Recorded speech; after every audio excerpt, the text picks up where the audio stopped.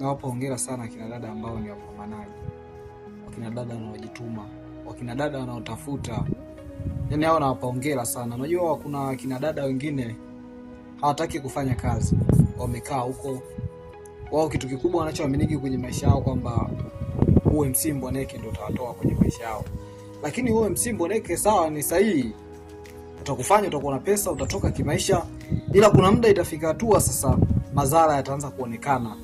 Madhara yataanza kuja.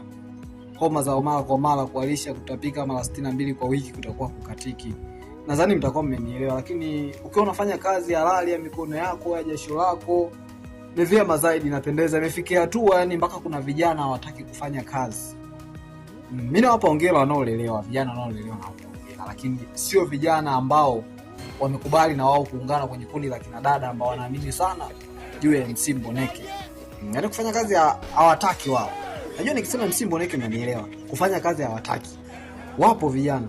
Yaani akitembea kalegea, kalainika, unamwona kabisa huyu mtu kaisha, kalika. Na kuna watu bwana ukiwapa mishono wanashona. Hamna mitindo inayowashinda. Kwa kujilainisha, kujilegeza sio kitu muhimu sana. Pambana, fanya kazi. Tafuta kwa jasho lako. Wazazi upo mjini huko wanajua unapambana, unafanya kazi, unatafuta. Lakini kumbe wewe umekaa umewekwa ndani na kijana mwenzio na muuni mwenzio. Wakati watu huko wanachoma vitumbua, yana kukanda kitumbua. Sasa hiyo sio poa sana hiyo. Asanteni sana. Lakini pia nashukuru sana mafansi wangu, nashukuru sana watu ambao mmenifollow, msisahau comment, kulike, kushare. Lakini pia niwape hongera pia kutazama kazi zangu. Naamini hakuna mimi bila mimi.